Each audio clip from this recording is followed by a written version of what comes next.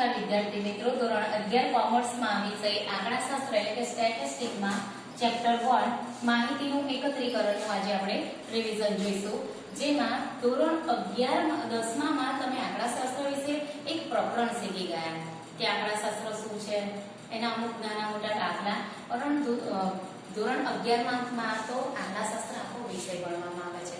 તો આંકડાશાસ્ત્રનો ઉદ્ભવ કેવી રીતે થયો હતો, તેનો વિકાસ કેવી રીતે થયો, તેની થોડી માહિતી આગળની વિડીયોમાં આપણે બહુ ડીપમાં માહિતી મેળવી લીધી છે, પણ એની થોડી ઝાંખી જોઈએ તો આંકડાશાસ્ત્રનો ઉદ્ભવ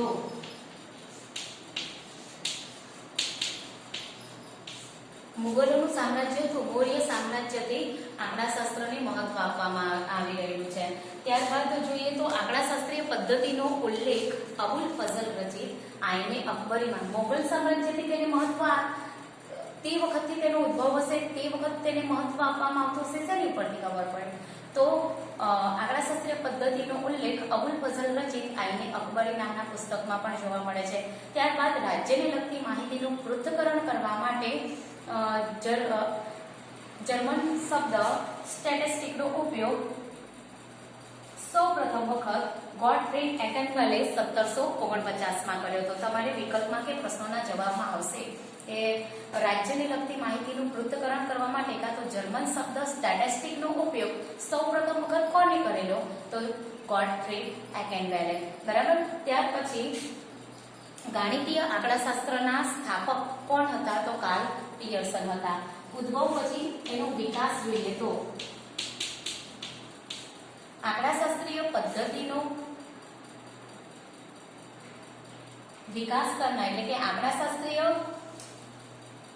ભારતના જાણીતા આંકડાશાસ્ત્રીય પ્રોફેસર પીસી મહાલનોબિસે ભારતીય આંકડાશાસ્ત્રીય સંસ્થા ISI ઇન્ડિયન સ્ટેટિસ્ટિકલ ઇન્સ્ટિટ્યૂટની સ્થાપના 1931માં કોલકાતા ખાતે કરેલી. એટલે કે એનો વિકાસ જોઈએ તો એના સ્થાપક કોણ, આંકડાશાસ્ત્રીય સંસ્થાના સ્થાપક કોણ હતા, વિકાસમાં કોનો ફાળો છે, તો પ્રોફેસર પીસી મહાલનોબિસનો. એટલે એનો ઉદ્ભવ અને વિકાસ. પછી જોઈએ તો તેનો અર્થ કે આંકડાશાસ્ત્ર કોને કહીશું, તો ડિટેલમાં ઉદાહરણ સાથેની માહિતીની વિડીયોમાં આગળ આપણે જોઈ લીધેલો છે અર્થ. તેમ છતાં થોડુંક શોર્ટલી એનો અર્થ જોઈએ તો આંકડાશાસ્ત્ર એટલે માહિતી, આંકડાશાસ્ત્ર એટલે આંકડાકીય માહિતીનું એકત્રીકરણ, પૃથ્થકરણ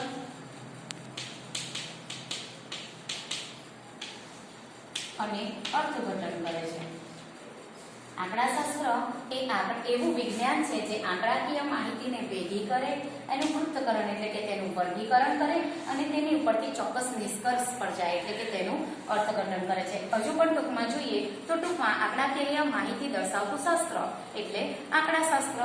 આંકડાશાસ્ત્રમાં આગળ જોઈએ તો માહિતી હોય છે સંખ્યાત્મક માહિતી,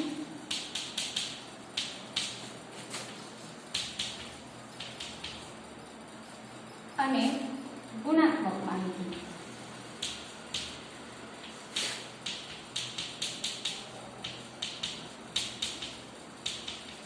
તો સંખ્યાત્મક માહિતી અને ગુણાત્મક માહિતી કોને કહેવાય એ સમજીએ. પહેલા છે સમષ્ટિ. પહેલા સમજીશું શું સમષ્ટિ કોને કહેવાય, તો સમષ્ટિ એટલે આંકડાશાસ્ત્રમાં અભ્યાસ હેઠળ લેવાયેલા તમામ એકમોના સમૂહને તે અભ્યાસ માટેની સમષ્ટિ કહેવામાં આવે છે. એક ઉદાહરણ લઈએ તો કોઈ એક ફેક્ટરીના કર્મચારીઓનું જીવન ધોરણનો અભ્યાસ કરવાનો હોય કે કેવું જીવન ધોરણ જીવે છે, બરાબર, તો એ બધા જ કર્મચારીઓને અભ્યાસમાં લેવામાં આવે તો એ બધા જ કર્મચારીઓનો સમૂહ એ સમષ્ટિ કહેવાય. નિદર્શ એટલે શું, તો સમષ્ટિ પછી નિદર્શ.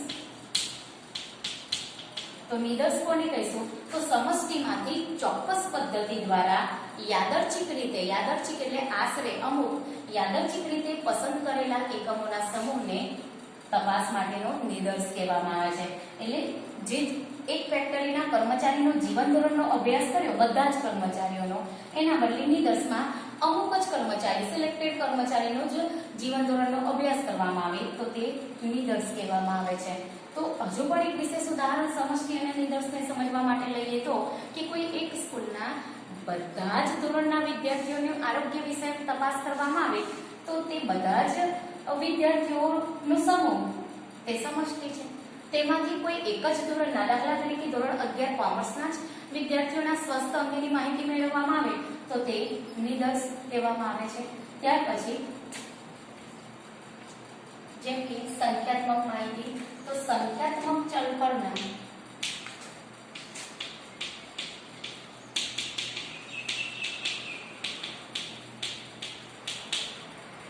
અવલોકનોના સમૂહને શું કહેવાય છે? તો સંખ્યાત્મક માહિતી. એટલે કે સંખ્યાત્મક માહિતી સંખ્યામાં હોય છે.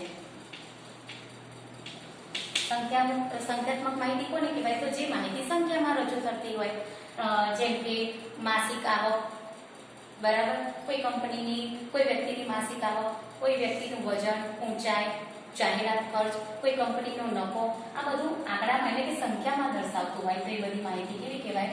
સંખ્યાત્મક માહિતી. સંખ્યાત્મક માહિતીને માપી શકાય છે, ચોક્કસ એકમમાં તેને માપી શકાય છે.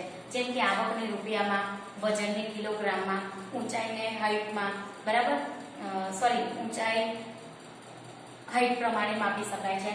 એવી જ રીતે સંખ્યાત્મક માહિતીને ચોક્કસ એકમ દ્વારા માપી શકાય છે. જ્યારે ગુણાત્મક માહિતી કોને કહીશું?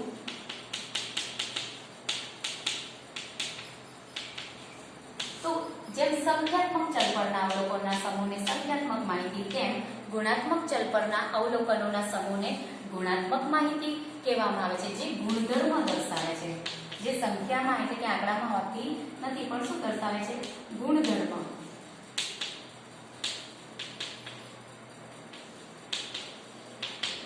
ગુણધર્મ પરથી ખબર પડે કે માહિતી ગુણાત્મક છે. જેમ કે કોઈ કંપનીના કામદારોની જાતિ, કે સ્ત્રી છે કે પુરુષ, એમનું શિક્ષણનું સ્તર, કે પ્રાથમિક સુધી ભણેલા છે, માધ્યમિક સુધી, પ્રાથમિક સુધી, ઉચ્ચતર પ્રાથમિક સુધી, માધ્યમિક સુધી, એમ તેમના શિક્ષણનું સ્તર, તેઓ શાકાહારી છે કે માંસાહારી, તેમનો ધર્મ, તે હિન્દુ છે, જૈન છે, પારસી છે, બરાબર. આ ગુણાત્મક માહિતીને કોઈ ચોક્કસ એકમ દ્વારા માપી શકાતી નથી, પરંતુ ગુણધર્મ પરથી ખબર પડે છે. આમ જે આવા ચલો આવા ગુણધર્મ દર્શાવે છે તે માહિતીને કેવી માહિતી કહીએ છીએ? તો ગુણાત્મક માહિતી. ત્યાર પછી માહિતીમાં આપણા શાસ્ત્રમાં આગળ જોઈએ તો પ્રાથમિક માહિતી.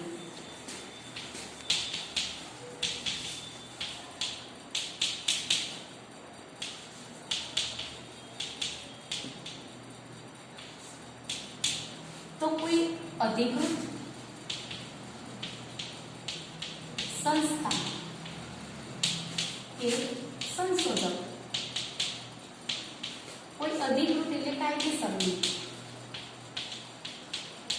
કોઈ કાયદેસરની સંસ્થા કે સંશોધક દ્વારા અભ્યાસના સંદર્ભમાં સૌપ્રથમ વખત માહિતી એકત્ર કરવામાં આવે તો તેના માટે તે પ્રાથમિક માહિતી બને છે.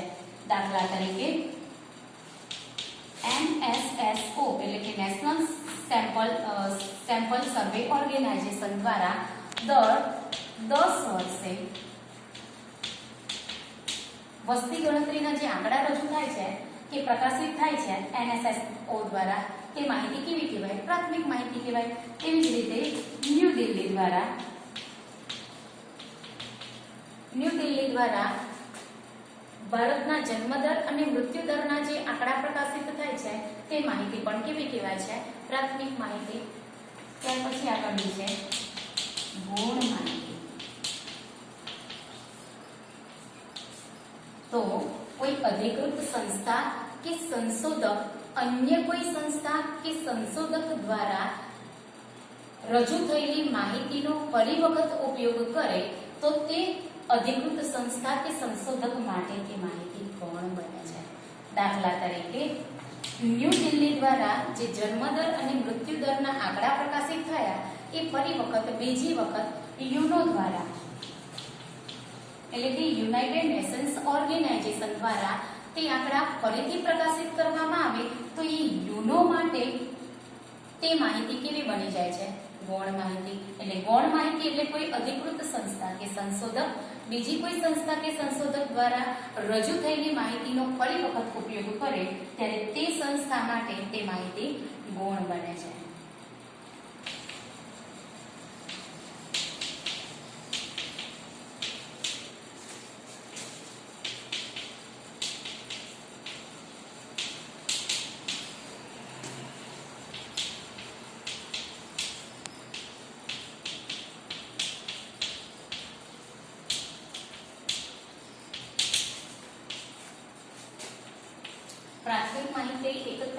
કેટલી રીતો છે. પરીક્ષામાં તમારે 1 માર્ક્સના કે 2 માર્ક્સના પ્રશ્નના જવાબમાં પ્રશ્ન એવો પૂછાઈ શકે. તો પ્રાથમિક માહિતી એકત્ર કરવાની 3 રીતો છે. એક પ્રત્યક્ષ તપાસ,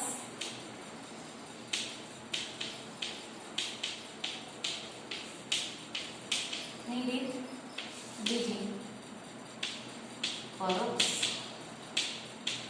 તપાસની રીત અને ત્રીજી છે પ્રશ્નાવલીની રીત. એમાં સૌપ્રથમ પ્રત્યક્ષ તપાસની રીત કોની કહેવાય? પ્રત્યક્ષ તપાસ એટલે શું? તેનાથી શું લાભ થાય એકમને, શું ગેરલાભ થાય એટલે કે શું ફાયદા થાય, શું મર્યાદા એમાં રહેલી છે તેનો અભ્યાસ આપણે કરીશું. એટલે પ્રાથમિક માહિતી એકત્ર કરવાની 3 રીતો: પ્રત્યક્ષ તપાસની રીત, પરોક્ષ તપાસની રીત, પ્રશ્નાવલીની રીતમાં પ્રથમ પ્રત્યક્ષ તપાસની રીતની માહિતી મેળવીશું કે પ્રત્યક્ષ તપાસ કોને કહેવાય? તો જ્યારે સંશોધક કે આગળ આપણને પ્રશ્ન થાય વારંવાર કે આગળ કોને કહેવાય? તો મુલાકાતી વ્યક્તિ. આપણે જાતે જઈએ કાં તો કોઈ વ્યક્તિને આપણા વતી આગળ એટલે કે મુલાકાત લેવા માટે કોઈ વ્યક્તિને મોકલીએ તે મુલાકાતી વ્યક્તિને શું કહેવાય છે? આગળ. એટલે જ્યારે સંશોધક કે આગળ જાતે તપાસના અભ્યાસ જે વસ્તુ માહિતીનો જે બાબતનો કરવાનો છે તે તપાસના સ્થળની રૂબરૂ મુલાકાત લઈ માહિતી એકત્ર કરે, માહિતી મેળવે તેને પ્રત્યક્ષ તપાસ થઈ કહેવાય. આ પ્રત્યક્ષ તપાસથી આમ ઘણા ફાયદા પણ છે તો કેટલાક ગેરલાભ પણ થાય છે, કેટલીક મર્યાદા પણ રહેલી છે. પરંતુ જ્યાં તપાસનું ક્ષેત્ર મર્યાદિત હોય અને જે માહિતી મેળવવામાં જે માહિતીમાં ચોકસાઈની વધુ જરૂર હોય ત્યાં પ્રત્યક્ષ તપાસ દ્વારા સારામાં સારી સરળતાથી માહિતી મેળવી શકાય છે. એક પ્રત્યક્ષ તપાસનું ઉદાહરણ જોઈએ તો કોઈ શાળા કે કોલેજના બધા જ વિદ્યાર્થીઓની વાંચવાની ટેવનો અભ્યાસ કરવો છે આપણે તો તે શાળા કે કોલેજમાં જઈ બધા જ વ્યક્તિઓની વ્યક્તિગત મુલાકાત લઈ તે કેટલો સમય વાંચે છે, કેવી રીતે વાંચવાથી યાદ રહે છે વગેરે વાંચવાની ટેવ વિશેના પ્રશ્નો પૂછી જે માહિતી મેળવવામાં આવે છે તેને પ્રત્યક્ષ તપાસ થઈ કહેવાય. પ્રત્યક્ષ તપાસથી થતા લાભમાં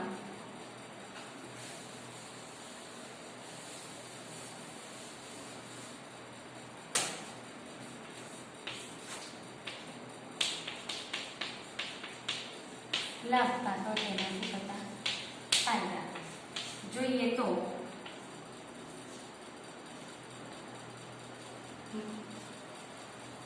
માહિતી આપનારનો પ્રત્યક્ષ સંપર્ક. પ્રત્યક્ષ તપાસમાં માહિતી જેની પાસેથી લેવાની છે તેનો કેવો સંપર્ક સાધીએ છીએ આપણે? પ્રત્યક્ષ જાતે જઈએ.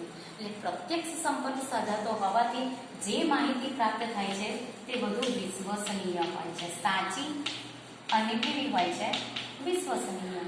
બીજો ફાયદો થાય છે કે સંશોધક કે આગળ રૂબરૂમાં મળી અને માહિતી મેળવે છે જેથી માહિતી આપનારને માહિતી પ્રત્યે કોઈ પ્રશ્ન, શંકા કે મૂંઝવણ હોય તો તેનો સંશોધક કે આગળ ખુલાસો લાવી શકે છે, સ્પષ્ટતા કરી શકે છે. આગળનો એનો ફાયદો જોઈએ. તપાસનું ક્ષેત્ર મર્યાદિત હોય. તપાસનું ક્ષેત્ર મર્યાદિત હોય ત્યાં પ્રત્યક્ષ તપાસ દ્વારા માહિતી મેળવવી ખૂબ જ લાભદાયક કે અનુકૂળ નીવડે છે. ત્યાર પછી આગળનો ફાયદો જોઈએ કે રૂબરૂ મુલાકાત દ્વારા માહિતી આપનારને પાસેથી જટિલમાં જટિલ, અઘરામાં અઘરો, જટિલમાં જટિલ કોઈ બાબત હોય તો કે જટિલમાં જટિલ પ્રશ્ન અંગેની માહિતી મેળવનાર સંશોધક કે આગળ સરળતાથી પ્રાપ્ત કરી શકે છે. આ કેટલાક તેના લાભ ફાયદા છે તો સાથે તેની કેટલીક મર્યાદા છે.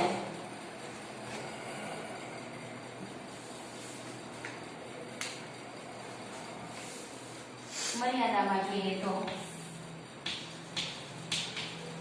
મર્યાદા કાં તો એના લાભને બદલે શું કહેવાય? ગેરલાભ. તપાસનું ક્ષેત્ર વિશાળ હોય, તપાસનું ક્ષેત્ર કેવું હોય? વિશાળ હોય ત્યારે પ્રત્યક્ષ તપાસની રીત દ્વારા માહિતી મેળવવી અનુકૂળ છે નહીં. બીજું કે સમય, શક્તિ અને નાણાંનો શું જોવા મળે છે? વ્યય. એટલે કે પ્રત્યક્ષ તપાસમાં સંશોધક કે આગળક રૂબરૂમાં જે સ્થળ પરથી માહિતી મેળવતો હોવાથી જાતે જ તેમાં સમય, શક્તિ અને નાણાંનો વધુ વ્યય થાય છે.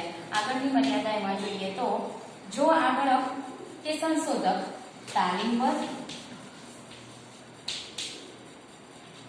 ફરજની કે પ્રામાણિક ન હોય તો મળેલ માહિતી સાચી અને વિશ્વસનીય હોતી નથી. એમ પ્રત્યક્ષ તપાસથી કેટલાક ફાયદા પણ થાય છે તો કેટલાક ગેરફાયદા એટલે કે કેટલીક તેની મર્યાદા પણ રહેલી છે. પ્રાથમિક માહિતી એકત્ર કરવાની પ્રથમ રીત આપણે જોઈએ પ્રત્યક્ષ તપાસની રીત. હવે બીજી છે પરોક્ષ તપાસની રીત.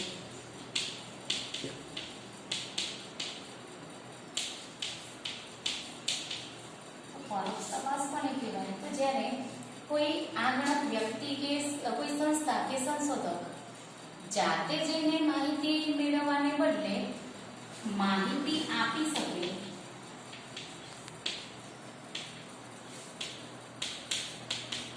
તેવી વ્યક્તિ, સંસ્થા કે એજન્સી માહિતી આપી શકે તેવી વ્યક્તિ, સંસ્થા કે એજન્સી પાસેથી માહિતી મેળવે તો તે કેવી તપાસ થઈ કહેવાય? પરોક્ષ. જેમાં આગળક જાતે જતો નથી પણ આપણે જે પ્રકારની માહિતી જોઈએ છે એ માહિતી અન્ય વ્યક્તિ, સંસ્થા કે એજન્સી મેળવતી હોય તો એની પાસેથી આપણે માહિતી મેળવીએ તે પરોક્ષ તપાસની રીત કહેવાય. દાખલા તરીકે આગળ આપણે ઉદાહરણ કોલેજના વિદ્યાર્થીનું લીધું હતું. કોલેજ કે સ્કૂલના વિદ્યાર્થીઓને તેની ટેવ લીધી હતી વાંચવાની. તો એ વાંચવાની ટેવનો અભ્યાસ જે તે સ્કૂલ કે કોલેજના તમામ વિદ્યાર્થીઓનો એમને મળીને માહિતી મેળવી હતી કે તમે કેટલું વાંચો છો, કેવી રીતે વાંચવાથી યાદ રહેશે વગેરે. વાંચવાની ટેવ વિશેના માહિતી તેમને પૂછવામાં આવી હતી. તો એ પ્રત્યક્ષ તપાસ હતી. પરોક્ષમાં શું છે? તો તેમને પ્રત્યક્ષ મળવાને બદલે કોઈ લાઇબ્રેરીમાં છે તે જ સ્કૂલ કે કોલેજની લાઇબ્રેરીમાં છે જે લાઇબ્રેરી શિક્ષકને મળી વિદ્યાર્થીઓની માહિતી મેળવી લેવામાં આવે કે તે કેટલા સમય લાઇબ્રેરીમાં આવીને બેસે છે, કેટલો સમય વાંચે છે, કેવી રીતે વાંચે છે વગેરે. વાંચવાની ટેવ વિશેની જે તે એક શિક્ષક લાઇબ્રેરિયન શિક્ષક પાસેથી માહિતી મેળવી લેવામાં આવે તો એ વાંચવાની ટેવની કેવી તપાસ થઈ કહેવાય? પરોક્ષ તપાસ થઈ કહેવાય. આ પરોક્ષ તપાસથી કેટલાક ફાયદા થાય છે તો કેટલીક મર્યાદા પણ રહેલી છે તેની.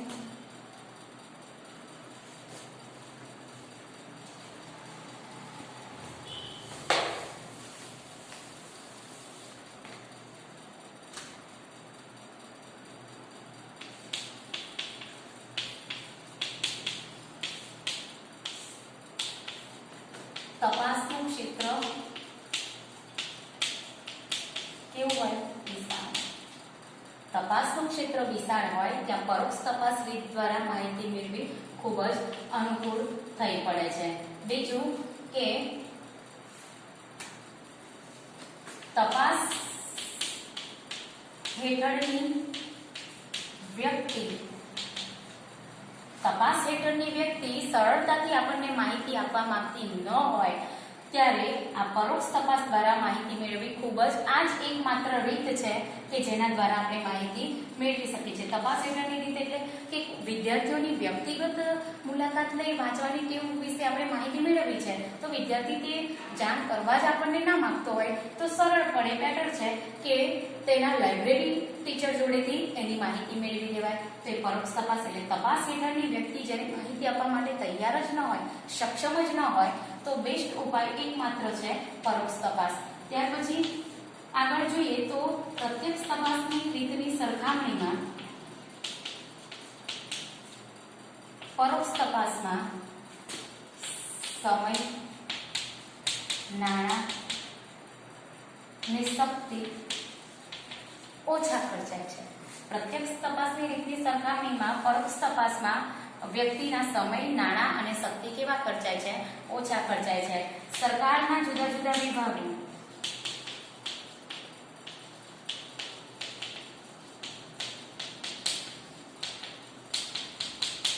સરકારના જે જુદા જુદા વિભાગો છે તેમને વિભાગ વાઇઝ જુદા જુદા પ્રકારની માહિતી મેળવવી હોય ત્યારે પ્રત્યક્ષ તપાસની રીત ખૂબ જ ઉપયોગી થઈ પડે છે. ત્યાર પછી તેની મર્યાદા જોઈએ તો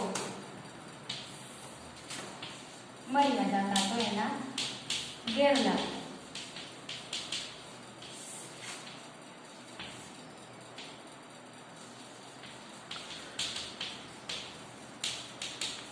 જે એજન્સી સંસ્થાન વ્યક્તિ પાસેથી આપણે માહિતી મેળવવાની છે તે પૂર્વગ્રહયુક્ત હોય તો તેની પાસેથી આપણને સાચી માહિતી મળતી નથી.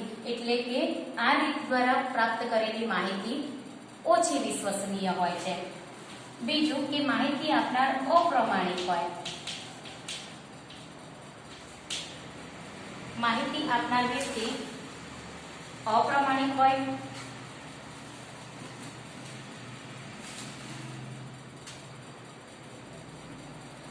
સાચી માહિતી આપી શકે તેમ ન હોય, સાચી માહિતી આપવામાં સક્ષમ ન હોય ત્યારે પણ પરોક્ષ તપાસની પદ્ધતિ ઉપયોગી સાબિત થતી નથી.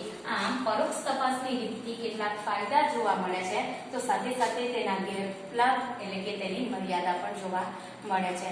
ત્યારબાદ આગળની વિડીયોમાં આપણે પ્રાથમિક માહિતી એકત્ર કરવાની ત્રીજી રીત પ્રશ્નાવલીની રીત જોઈશું. Thank you.